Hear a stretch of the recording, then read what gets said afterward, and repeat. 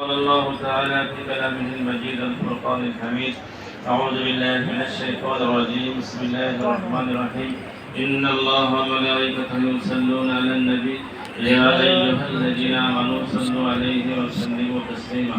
اللهم صل على سيدنا مولانا محمد صلى الله عليه وآله وصحبه وبارك وسلم. اللهم صل على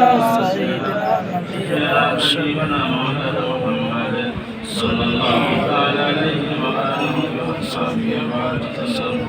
اللهم صل على حبيبنا مولانا محمد صلى الله عليه وآله وصحبه وبارك وسلم.